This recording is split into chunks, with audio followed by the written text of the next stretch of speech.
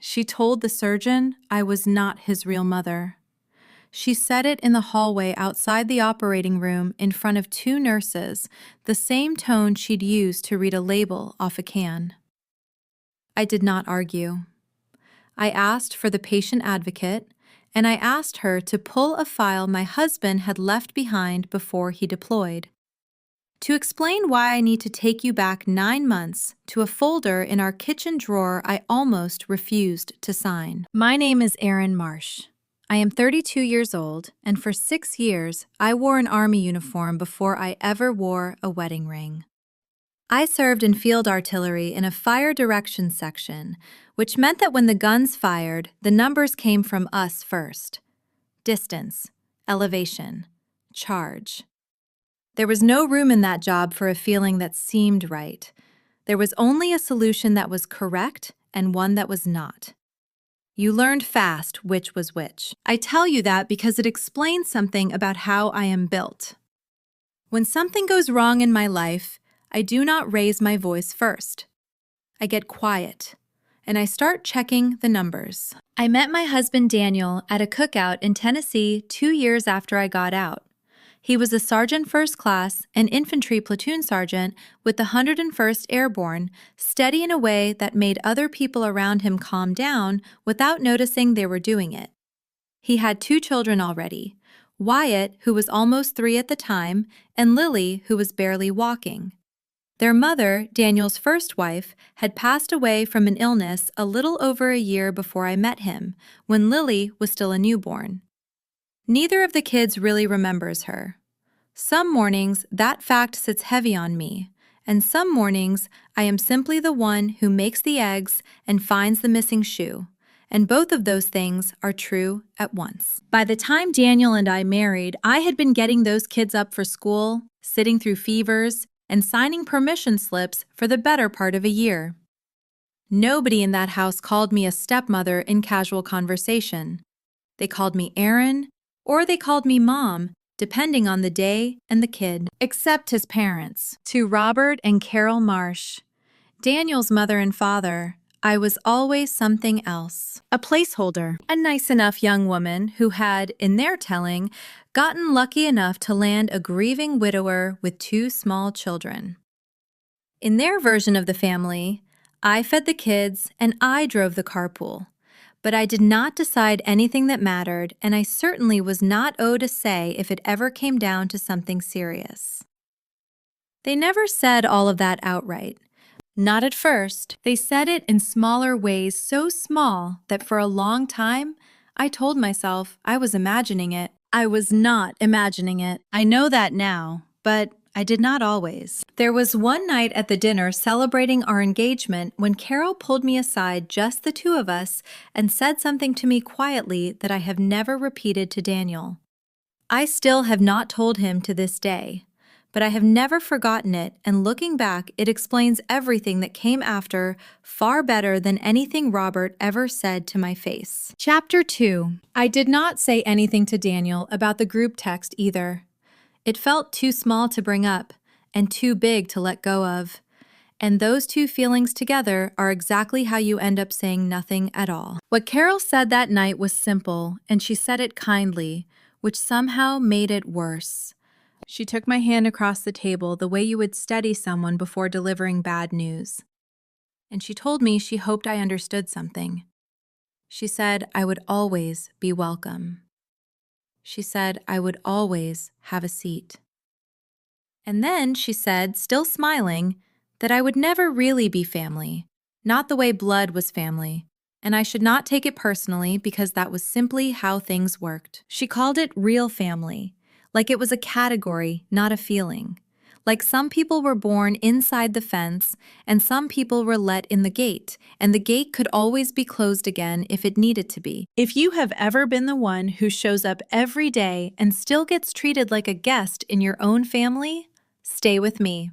This story is for you. I smiled back at her that night because it was my engagement dinner, and because I told myself I had misheard the coldness underneath the kindness. I did not tell Daniel. I have never told Daniel, not even now. Some things you carry alone, because saying them out loud would force somebody you love to choose a side, and I did not want to make him choose between his mother and his wife over one sentence at a dinner table. But I remembered it.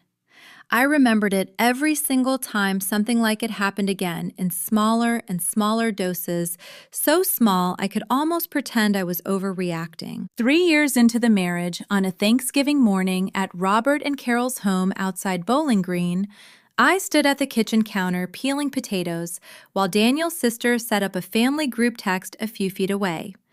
Aunts, uncles, cousins, Robert, Carol, coordinating who was bringing the sweet potatoes, who had the folding chairs, what time everyone should sit down. I watched Daniel's phone light up beside him on the counter, 3, 4, 5 messages deep before anybody thought to add me. Nobody left me off on purpose. I want to be fair about that. It was never a single decision anyone sat down and made.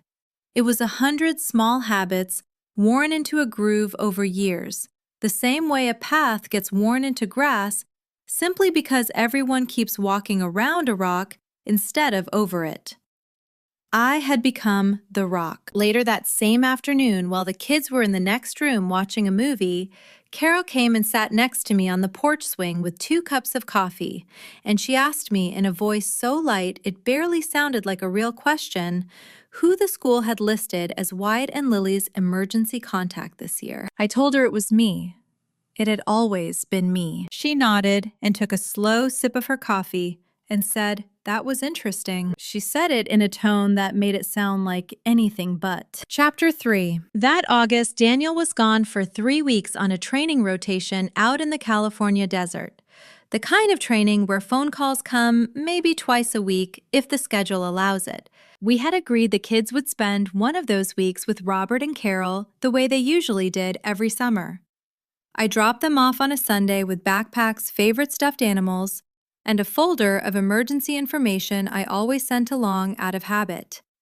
Allergies, our pediatrician's number, the school's fall calendar. I did not think anything of it. I had made that drop-off a dozen times before. On Thursday afternoon, my phone rang, and the number on the screen was not one I recognized. It was a woman named Mrs. Pruitt from the elementary school registrar's office in Bowling Green, calling to confirm some enrollment paperwork for a student named Wyatt. I told her Wyatt was not enrolling anywhere. Wyatt already had a school 40 minutes away near Fort Campbell where he had just finished kindergarten and where he was registered to start first grade in the fall. She told me that was strange because a woman claiming to be his grandmother had come in that morning with a copy of his birth certificate and had filled out a residency form listing her own address, saying the family was relocating. I sat down on the kitchen floor. I remember that part exactly because the tile was cold and I needed something cold to focus on. The birth certificate Carol had was an old one, a copy from years earlier, back when Daniel's first wife was still alive, and the paperwork listed a different set of names, a different address, none of it updated to reflect me or the guardianship arrangement we actually lived under. It was not falsified. It was simply old. But old was enough if nobody checked. Mrs. Pruitt had checked. She told me later kindly that something about the visit had felt off to her. The grandmother, a little too eager, a little too certain nobody would call to confirm. So she pulled the current file instead of processing it on the spot, found my name listed as the primary contact, and picked up the phone before signing anything. I drove to Bowling Green that same afternoon and picked the kids up 2 days early. I told Robert and Carol it was because I missed them. That was not a lie. It was simply not the whole truth. Carol met me at the door with a bright smile, like nothing unusual had happened that week at all. She told me she had only been trying to help, that with Daniel gone and me stretched thin, it might be easier on everyone if the kids just started school closer to her and Robert for a while.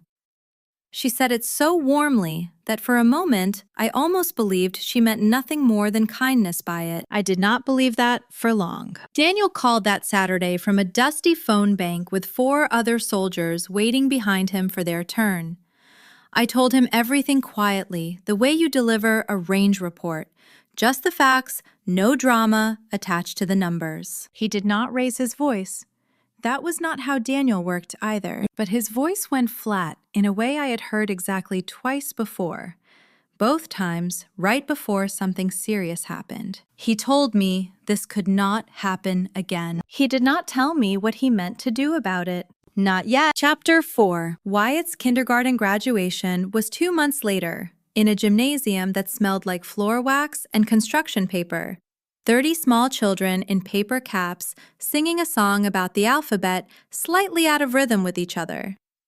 I had made it my mission for weeks. I sewed a button back onto his little collared shirt. I practiced his 3 graduation lines with him at the kitchen table every night, until he could say them without looking at the index card. Robert and Carol came. Of course they came. Whatever else was true about them, they never missed an occasion like this one. And I do not think that was performance.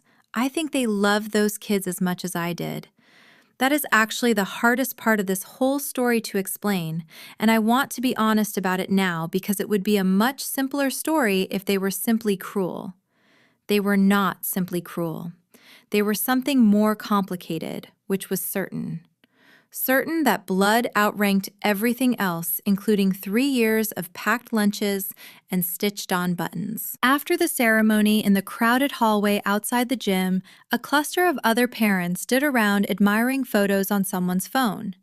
Carol was standing with 2 women I did not recognize, and as I walked up holding Wyatt's hand, I heard her mid-sentence, not lowering her voice at all. She was saying that it was such a shame Wyatt and Lily's real mother could not be here to see this. Then she looked up, saw me standing right there, and did not correct herself. She simply smiled the same warm engagement dinner smile and said, "Oh, and Aaron's here too. Isn't that nice?" Before turning back to her conversation. I do not think the other mothers even understood what had just happened. I understood it perfectly. I had spent 3 years being the one folding laundry at midnight and sitting up with fevers, and in one sentence, in a hallway, in front of strangers, I had been quietly demoted back down to a nice woman who happened to be present. I did not say anything.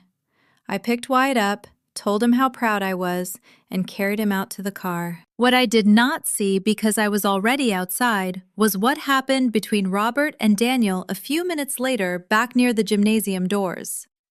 Daniel told me about it that night after the kids were asleep in the flat, controlled voice I recognized from the phone call in California. Robert had pulled him aside ostensibly to talk about nothing in particular.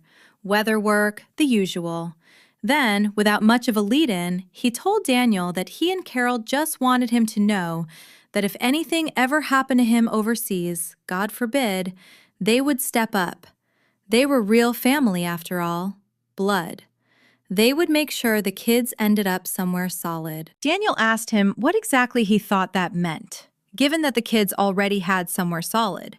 Given that they had a mother in that house. Robert had not answered that directly. He had just clapped Daniel on the shoulder the way you would end a conversation you did not think was actually up for debate, and said they would talk about it another time. Daniel told me all of this, sitting on the edge of our bed, elbows on his knees, staring at the carpet instead of at me. Then he looked up and said that before his next rotation, there was something he needed to take care of.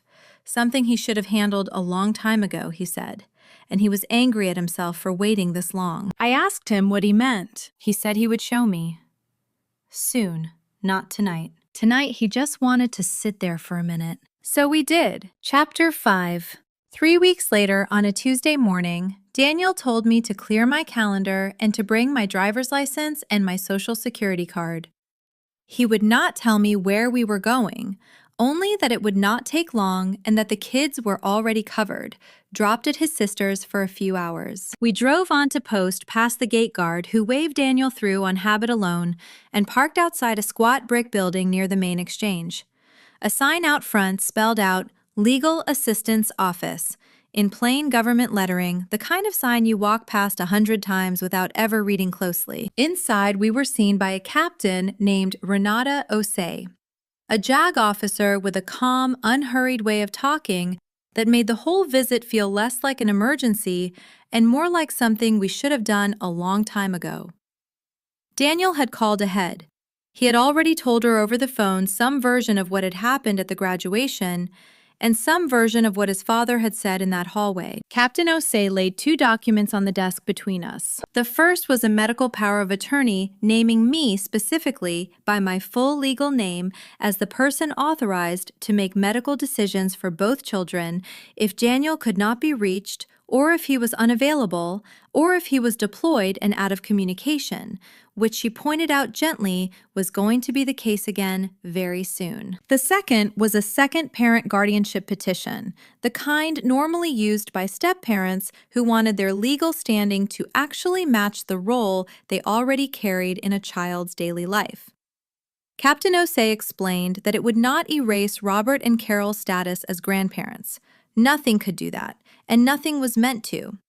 What it would do was put my name formally on file in a way no old birth certificate copy and no warm smile in a school hallway could talk around. I sat there with the pen in my hand longer than I meant to. It was not that I did not want to sign it. It was that signing it made something real I had been trying not to think about too directly, which was that Daniel was leaving again in 6 days. And that somewhere in the last 3 years, without either of us saying it out loud, a version of this exact hospital hallway had already started forming in both our minds as a possibility we needed to prepare for. I signed it. We had it notarized right there in the office.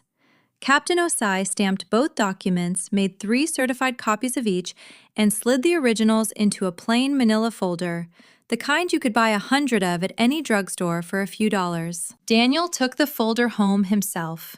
That night, after the kids were in bed, he opened the bottom drawer of the kitchen island, the one we normally used for takeout menus and spare batteries, and he set the folder inside it, flat toward the back. He told me if anything ever happened, if anyone ever gave me trouble about the kids for any reason, that folder was where I needed to look first.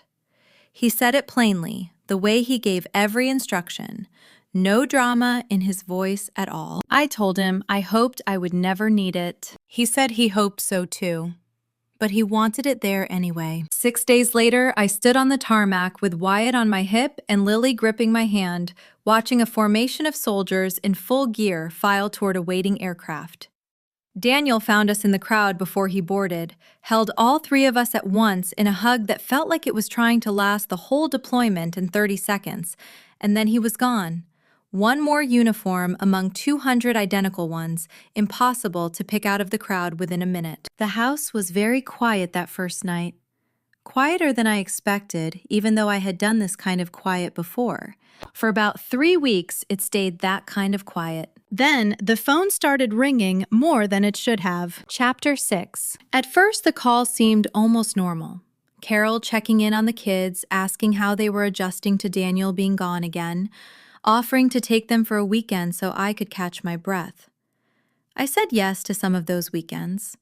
I want to be clear about that because it would be easy to tell this story as if Robert and Carol were circling us the entire time, like something out of a courtroom drama. They were not. Most days, they were simply grandparents, and the kids loved them, and I never once tried to take that away. But underneath the ordinary, calls a different pattern was building, slow enough that I almost missed it. Carol started asking more specific questions. Whether I had power of attorney set up for medical things in case something happened while Daniel was gone. Whether the kid's pediatrician had her and Robert listed as secondary contacts just in case I could not be reached. She always framed it as help. She always sounded reasonable saying it, and every single time I found myself giving vague answers because some instinct I could not name yet told me not to hand her anything specific. Then in early spring, Wyatt was diagnosed with a hernia that his pediatrician said would need a scheduled surgical repair. Nothing life-threatening, a common enough procedure done as an outpatient case, low risk, high success rate, the kind of surgery a surgeon walks you through calmly because they have done it hundreds of times. We picked a date about 6 weeks out at a children's hospital in Nashville, and I told Robert and Carol because I thought they deserved to know, and because I still believed at that point that telling them was simply the right thing to do. That was when the calls changed in character completely. Robert called twice that first week, wanting details about the surgeon, the hospital, the exact timeline, questions that on their own sounded like ordinary grandparent worry. But then Carol called and asked in that same too light tone from the porch swing years earlier whether I had thought about who should really be the one in the room making decisions, given that Daniel was overseas and unreachable, and given how overwhelming it all must be for me to handle alone. I told her I could handle it. I told her the surgeon would walk me through everything. She said she just wanted to make sure the right people were involved. And I remember sitting with that sentence for a long time after I hung up, because I could not tell anymore whether it was concern or something closer to a warning. The night before the surgery, at nearly 10 o'clock, Carol left a voicemail I listened to standing in my kitchen with the lights off, too tired to turn them on. Her voice was calm, almost gentle. She said she and Robert would be there in the morning early and that she had already spoken to someone at the hospital to make sure everyone understood the family situation clearly so there would not be any confusion once they arrived. I played it twice. I did not know exactly what she meant by already spoken to someone. And I did not like that I did not know. I called Captain Osei that night. It was late, past duty hours, but she had given me her cell number the day we signed the paperwork, and she picked up on the third ring like she had been half expecting a call like this one eventually. I repeated the voicemail to her word for word. There was a pause on the line long enough that I asked if she was still there. She said she was. Then she told me something Daniel had never told me himself, something he had apparently said to her directly in that same legal assistance office, sitting in the same chair I had sat in. He had not filed that paperwork as a general precaution. He had told Captain Osei specifically that he was worried about his own parents. He told her about the birth certificate at the school registrar's office. He told her what his father said to him in that gymnasium hallway, almost word for word. Real family blood will step up. He said he did not think his parents would ever try to hurt the kids. He said he was certain, though, that if given the chance, they would try to cut me out of a decision that was mine to make, and he was not willing to leave that possibility unaddressed one more day. Captain Osei told me the paperwork was airtight. Notarized, filed certified copies in the folder in my kitchen drawer, and additional copies on file at her office if I ever needed them reissued. She told me I was not walking into that hospital unprepared. I hung up the phone and looked at the clock. It was nearly midnight. Surgery was at 7 the next morning, and I still had to decide somewhere between now and then exactly how I was going to walk through those doors. Chapter 7. I did not sleep much that night, but I did not spend it panicking either. I spent it the way I used to spend the hours before a big live-fire exercise, checking my equipment twice, laying everything out where I could reach it without thinking. If you have ever had to get ready quietly for a fight you hoped would never come, tell me in the comments how you did it. I went to the kitchen drawer and took out the folder. I found the certified copies exactly where Daniel had left them, untouched in nearly a year, and I went through both documents slowly, all the way through, for the first time since the day I had signed them. The medical power of attorney, the second parent guardianship, my name printed in plain black letters, notarized, dated, official, in a way that no voicemail and no warm smile across a porch swing could argue with. I made 2 extra copies at the printer in our spare room just in case, and I set 1 set in my bag and 1 set in the car, the way you keep a spare set of keys in more than one pocket when you cannot afford to be locked out. Around midnight, I checked on the kids.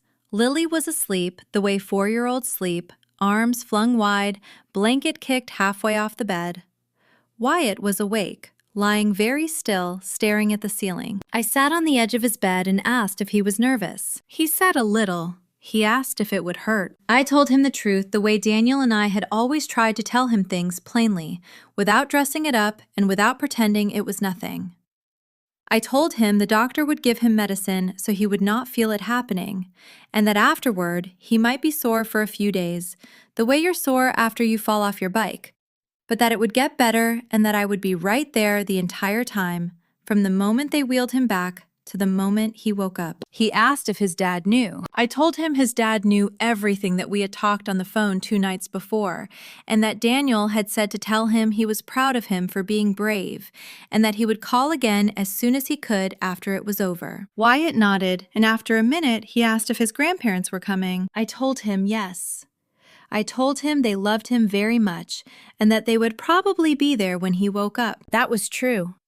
I made sure it stayed true. I did not tell him anything about a folder or a voicemail or a phone call at midnight. Some fights are not his to carry at 6 years old.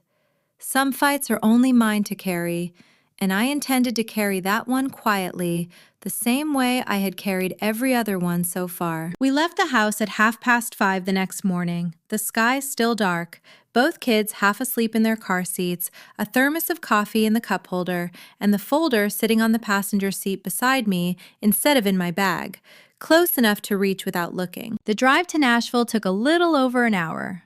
I do not remember most of it. I remember the specific moment we turned into the hospital parking garage because that is the moment my hands went cold on the steering wheel. Robert's truck was already there, parked crooked across 2 spaces near the elevator the way a man parks when he is not thinking about anything except getting inside quickly. I told myself it did not have to mean anything. Grandparents show up early. That is not a crime. I got Lily out of her car seat, took Wyatt's hand, and walked the 2 of them toward the hospital entrance, telling myself, step by step, that I was simply walking my son in for a routine surgery, the same as I had walked him into 100 ordinary places before. Then the automatic doors slid open, and before I even reached the check-in desk, I heard a voice down the hallway raised just enough to carry, sharp enough that a nurse near the desk looked up from her computer screen toward the sound of it. I could not make out the words yet. I did not need to. I already knew whose voice it was. Chapter 8. I rounded the corner into the pre-op waiting area with Lily on my hip and Wyatt's hand tight in mine, and I found Robert and Carol standing at the nurse's station, close enough to the desk that the charge nurse had visibly stepped back half a pace, the way you do when someone has crowded into your space without meaning to, or without caring that they had. Carol was mid-sentence when I walked up.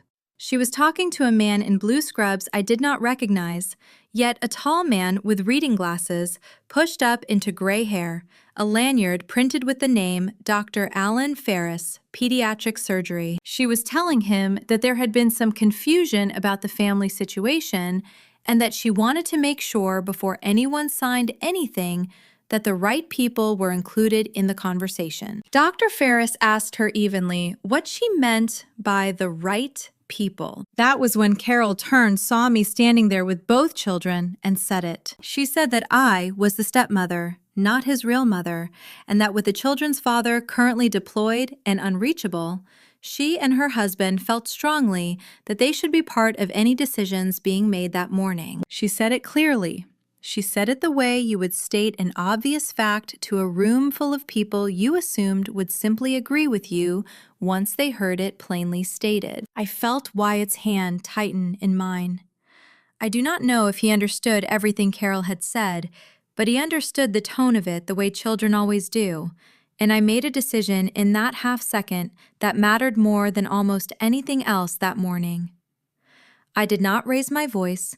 I did not argue with her in that hallway in front of my son, in front of strangers in scrubs. I crouched down instead, kissed the top of Wyatt's head, and told him everything was fine, that the grown-ups just needed 1 minute to talk, and that I was not going anywhere. Then I stood up, looked at Dr. Ferris instead of at Carol, and asked, as calmly as I could manage, whether the hospital had a patient advocate on duty that morning, and whether I could speak with her directly, along with him, before we went any further. Dr. Ferris looked between Carol and me for a moment, the practiced, unreadable look of a man who had clearly stood in the middle of family disagreements before and had learned not to take a side prematurely. He told the charge nurse to page the patient advocate, and then, to his credit, he told everyone standing there gently but firmly that no decisions were being made by anyone until that conversation happened. Carol did not like that. I could see it in the set of her jaw, the way her smile went thin and stayed frozen in place instead of reaching her eyes. Robert, standing slightly behind her, said nothing at all, which was its own kind of answer. We waited. It felt like a long time. It was probably closer to 10 minutes. I held Lily on my hip and kept my other hand resting on Wyatt's shoulder, and I did not look at Carol again. Not because I was angry, though I was, but because I did not trust my own face yet to stay as calm as I needed it to be in front of my children. Finally, a woman came around the corner, walking briskly, holding a slim folder of her own against her chest. She introduced herself as Denise, the hospital's patient advocate, and she looked around at the small, tense circle of people gathered outside the pre-op doors, Carol and Robert on one side, me and the kids on the other, Dr. Ferris standing carefully in between. She said in a calm, even voice that somehow carried more authority than Carol's had all morning, that she understood there was a question about decision-making authority for this patient, and that before anyone said another word, she needed everyone in this hallway to hear something. Chapter 9. Denise opened her folder, though I would learn in a moment that she barely needed it. What she was holding was her own intake notes because Captain Osei, it turned out, had done something I did not find out about until right then, standing in that hallway. Before Daniel deployed, knowing this surgery might eventually be scheduled while he was gone, he had asked Captain Osei to send a certified copy of both documents directly to the hospital's records department months in advance, so that if a day like this one ever came, the paperwork would already be waiting there, not just in a drawer in our kitchen, but inside the hospital's own system. I had not known he had done that. He had never mentioned it.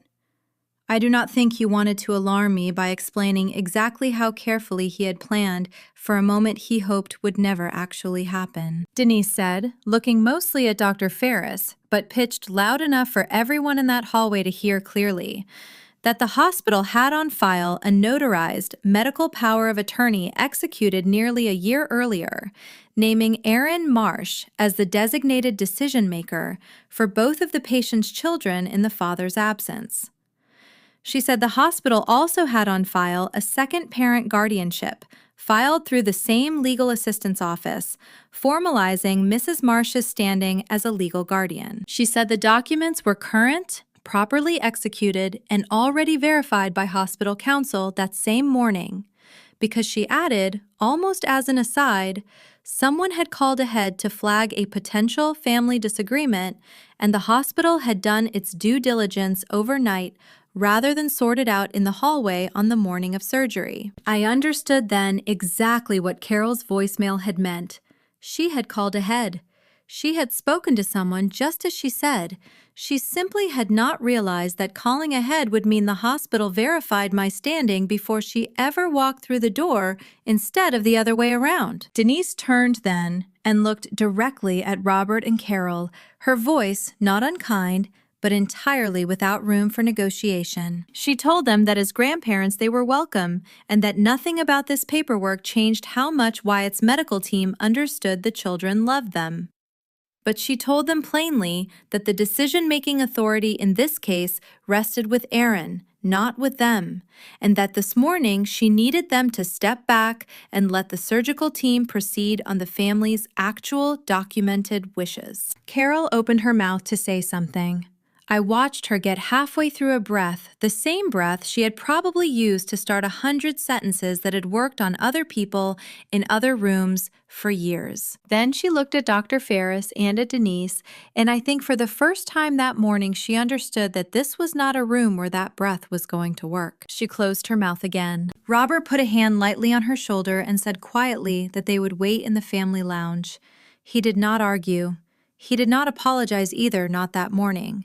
But he did the one thing that mattered most in that moment, which was step back. Dr. Ferris crouched down to Wyatt's height the way good pediatric surgeons learn to do, and told him in a voice built for exactly this, that everything was right on schedule, that he was going to take very good care of him, and that his mom would be right there the whole time. He said mom, not stepmother, not the complicated, accurate, three-clause version of the truth, just mom.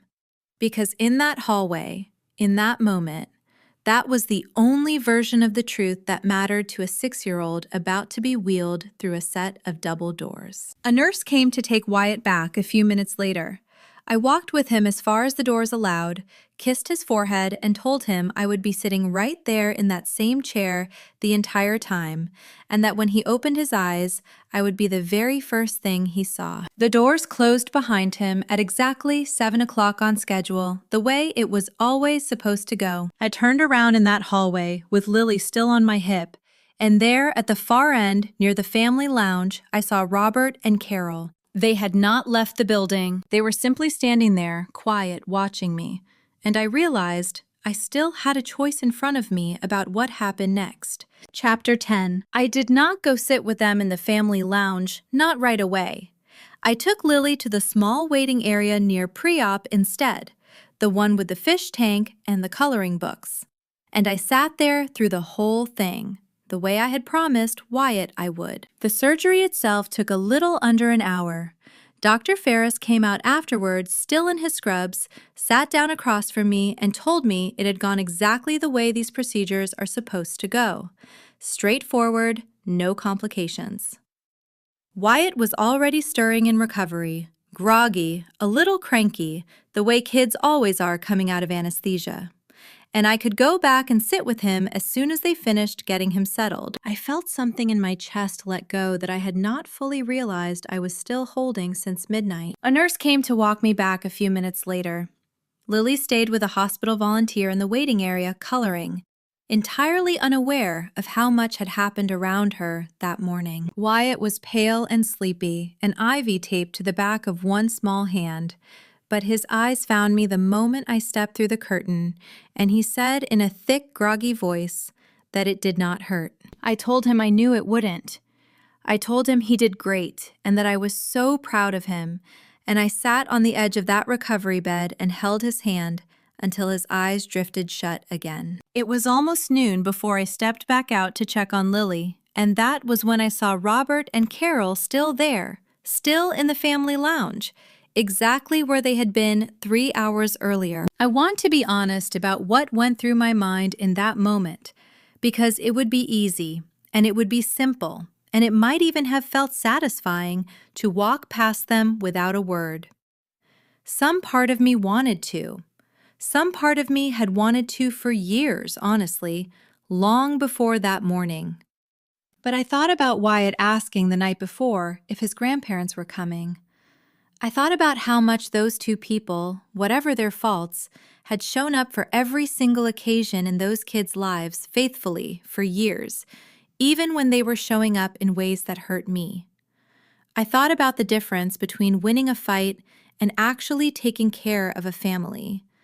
And I decided, standing in that hallway, that I was capable of doing both at once, winning and still choosing peace. I walked over and told them Wyatt was out of surgery, that it had gone perfectly, and that he was resting now.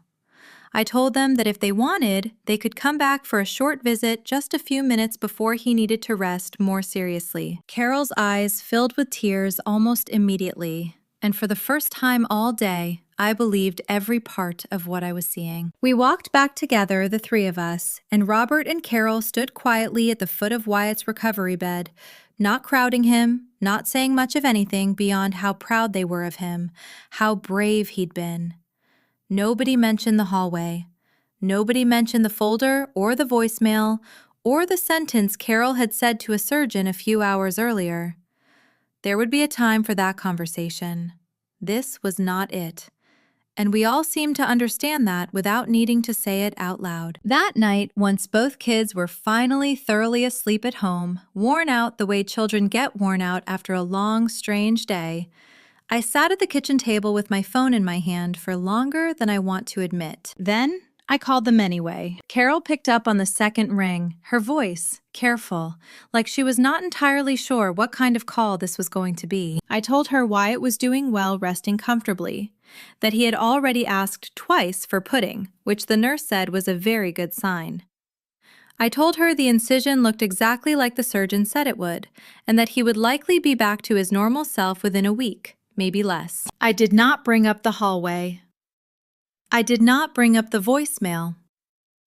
I simply gave her the same kind of update I would have given her on any ordinary evening, because I had decided, somewhere between that recovery room and my kitchen table, that keeping her and Robert close to those children was worth more to me than making them sit in the discomfort of that morning for 1 second longer than necessary. She thanked me.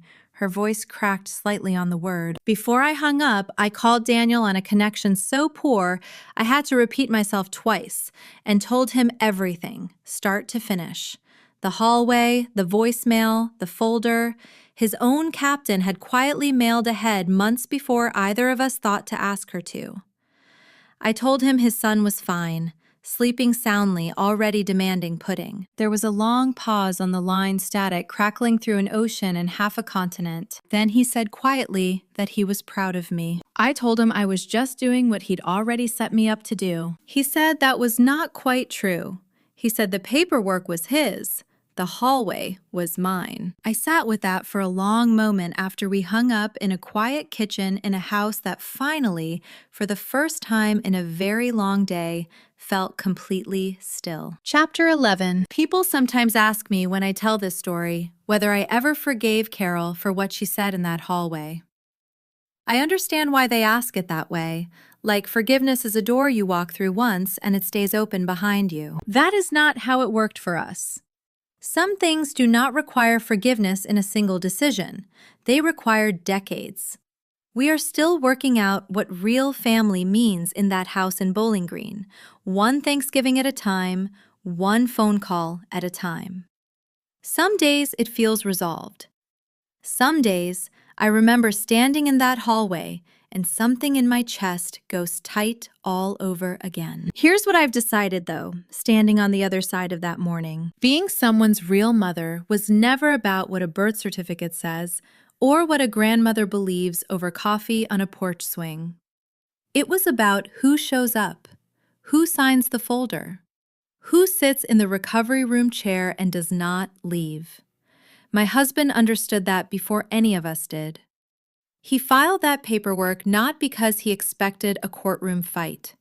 He filed it because he loved his children enough to plan for a morning he hoped would never come.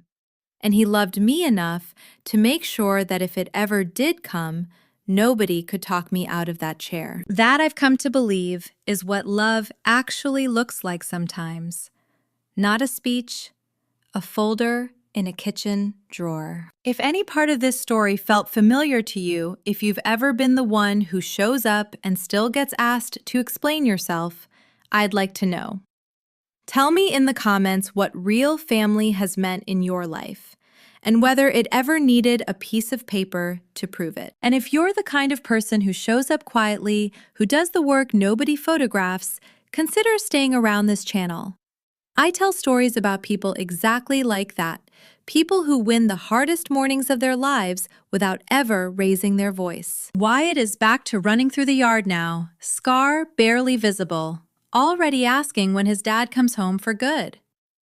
Daniel's rotation ends in the spring, and in that kitchen drawer behind the takeout menus, that folder is still there. I have not needed to open it again, but I know exactly where it is.